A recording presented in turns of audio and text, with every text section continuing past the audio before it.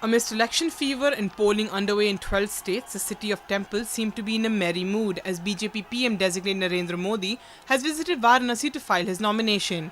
Meanwhile, in conversation with NNIS, Congress leader Meem Afzal said that it is a strategy of the Saffron party to influence voters. Afzal believes that it is a part of BJP's strategy that Modi chose to file his nomination today when the country is going to the polls in 11 states. According to Afzal, Election Commission must take action against Modi and his party for influencing voters for the ongoing elections. देखिए, हम लोग इन states के अंदर काफ़ी आगे हैं और अभी भी आगे रहेंगे, ऐसा हमारा अनुमान है। लेकिन मैं आज एक बात ये कहना चाहता हूँ कि आज नरेंद्र मोदी ने जो अपना नामांकन पत्र दाखिल करने की डेट रखी है, वो सोच समझ के एक रणनीति के तहत रखी है।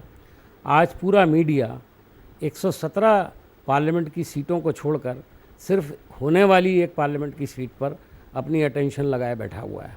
आज पूरा देश जो है उसको मोदी का नामांकन पत्र जो है वो भरते हुए दिखाया जा रहा है। मोदी जी ने जो अपना पर्चा दाखिल करना था उस टाइम को भी लेट किया है।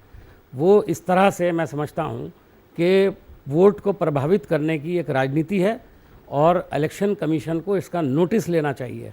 ये टोटली इलेक्शन रूल्स के ख़िलाफ़ है जो उन्होंने हरकत की है और मीडिया को भी सतर्क होना चाहिए। ये एक खबर हो सकती है, जिस तरह से उसको सुबह घंटों से दिखाया जा रहा है उससे वोटों को प्रभावित करने की कोशिश की जाएगी। ये हमारा इल्ज़ाम है, कांग्रेस का इल्ज़ाम है। On the other hand, at the time when Priyanka Gandhi's statement on her husband Robert Vadra that personal attacks are hurtful, Afzal said the PM candidate of the Saffron party doesn't care about any relations as he is just concerned about one relation, that is power. वो तो काफ़ी दिन से इस किस्म की गुफ्तगू कर रहे हैं और थोड़ा सा क्रिटिसिज्म, और वो क्या छोड़ेंगे। कभी दामाद की बात करते हैं, कभी बेटे की बात करते हैं, कभी माँ की बात करते हैं। इस किस्म के जो पर्सनल अटैक मोदी जी कर रहे हैं, कम से कम उनको ये शोभा तो नहीं देता। हम लोग तो कम से कम उस तरह की बातें करते नहीं हैं। और जहाँ तक इस तरह के कमेंट्स करने का ताल्लुक़ है, मैं उनके बारे में यही कह सकता हूँ, मोदी जी इन रिश्तों से बिल्कुल आश्कारा नहीं है। उनको इन रिश्तों का कोई एहसास इसलिए नहीं है कि उन्होंने ये रिश्ते देखे ही नहीं हैं।